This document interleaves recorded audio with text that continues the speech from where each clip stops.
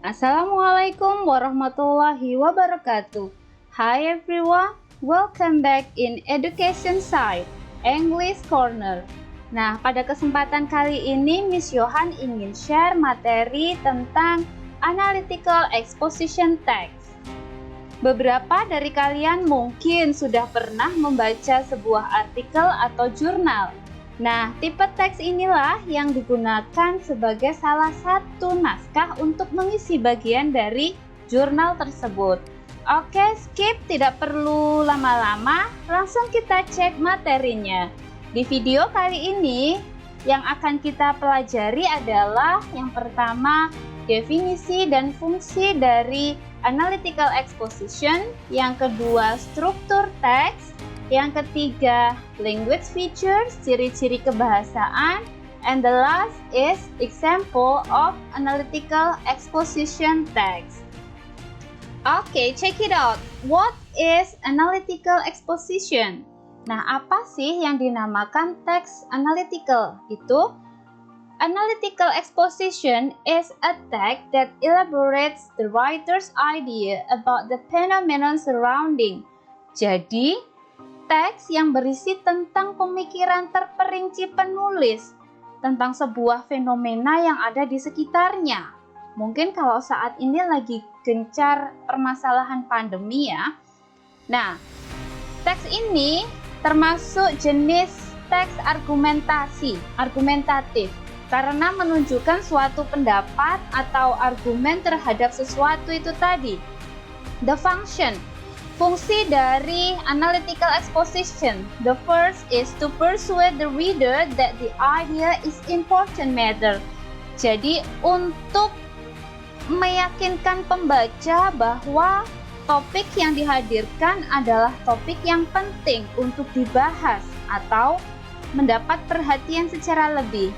And next, to analyze the topic that the thesis is correct by developing an argument to support it. Bisa juga topik yang dibahas itu memang butuh kajian yang lebih dalam, butuh support dari pihak-pihak terkait ya. And di mana kalian bisa menemukan teks jenis ini?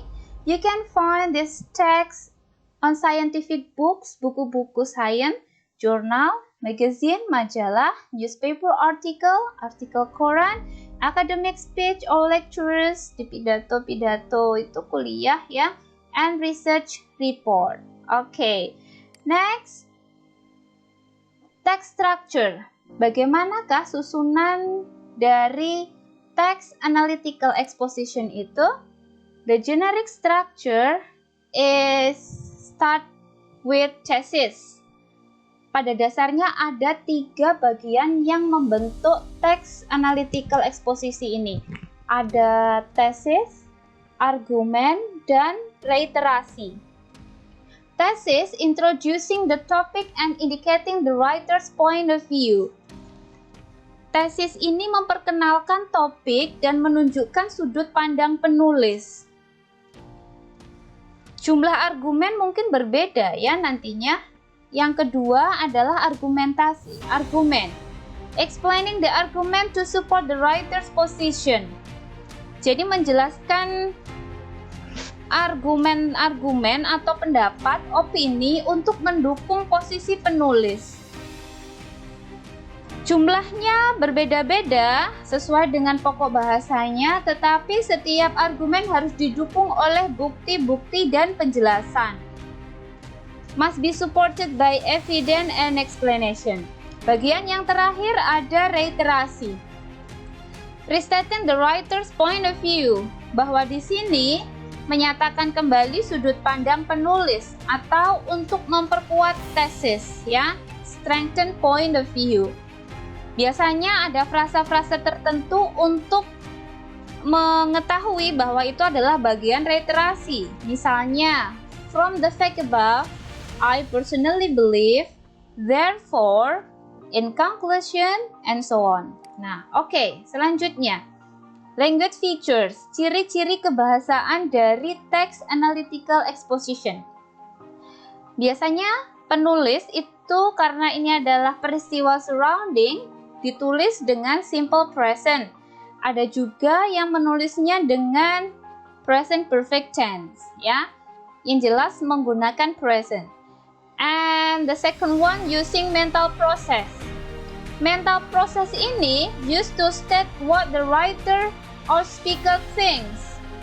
Ya, jadi mental process ini digunakan untuk menuliskan, menyatakan perasaan apa yang dirasakan oleh penulis.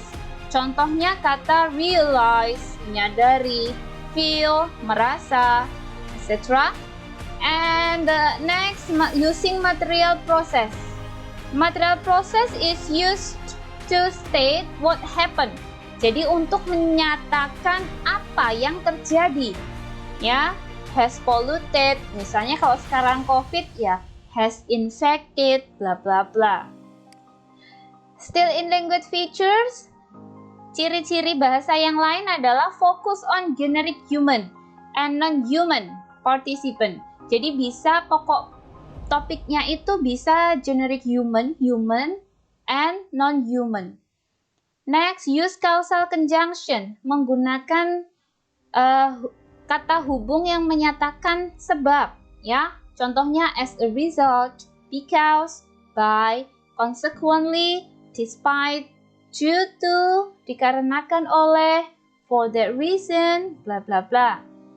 And use enumeration. Ini sometimes necessary to show the list of given argument, ya, untuk menggabungkan argumen-argumen itu supaya lebih koheren. Mengetahui perpindahan dari argumen satu ke argumen yang lainnya. Bisa dengan list angka, numerasi, atau bukan angka. Contohnya first, second, third, bla bla bla, atau menggunakan conjunction. Biasa furthermore, additionally, finally, etc. Itu tadi adalah ciri-ciri kebahasaannya. Mari kita lihat contohnya. Ya, see the example.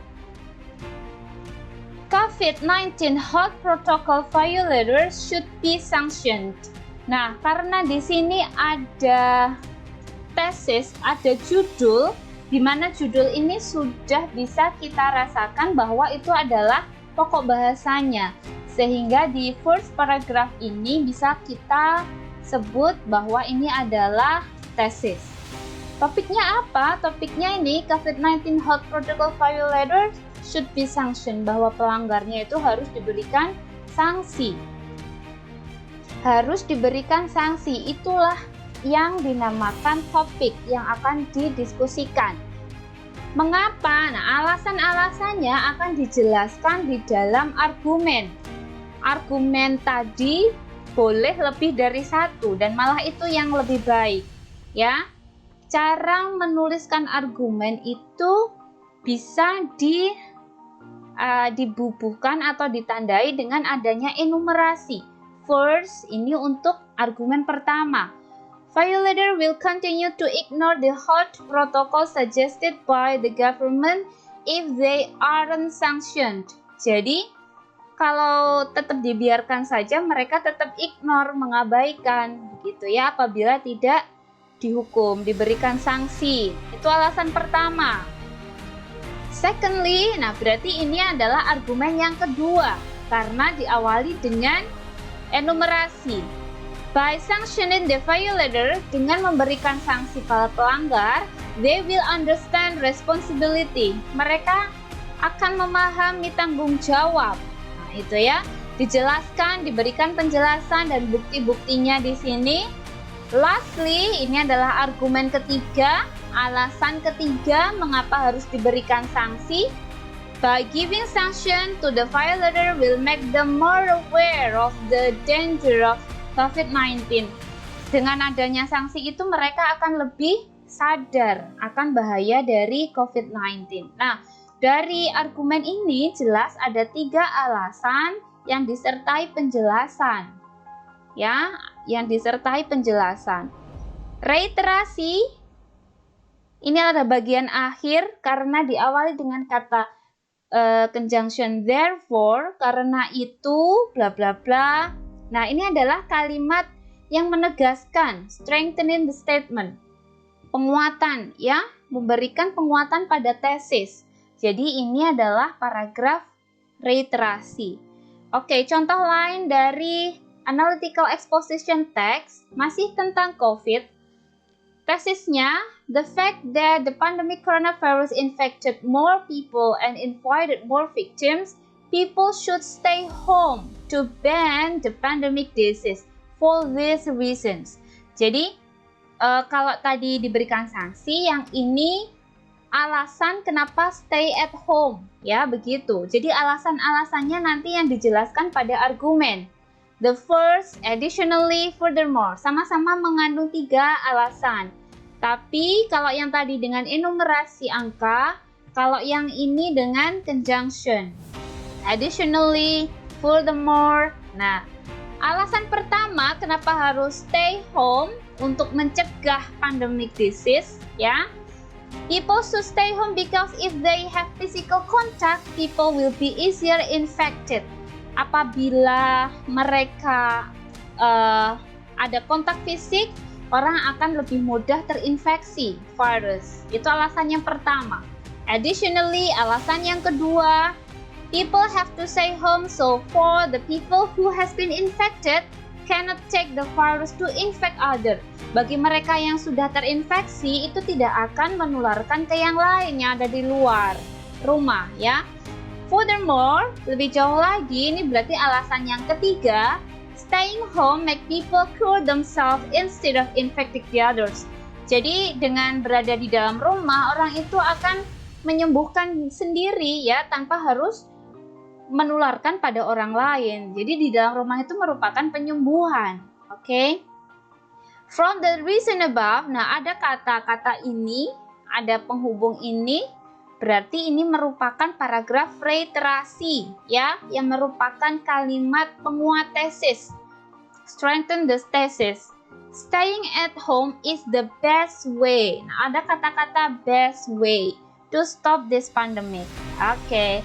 Nah, jadi Miss Johan ulang, pada dasarnya pada analytical exposition itu ada 3 struktur teksnya. Yang pertama tesis, yang merupakan pokok bahasan, yang kedua argumen, yaitu alasan-alasan yang mendukung tentang tesis, dan yang ketiga reiterasi, yaitu strengthen the thesis, penguat statement penguat dari tesis.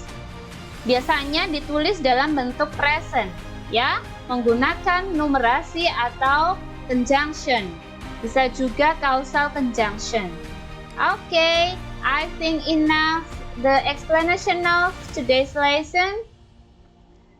If you think it is benefit for you, don't forget to click like, subscribe, and share. Yeah, have a great day. Thanks for joining. Wassalamualaikum warahmatullahi wabarakatuh. See you.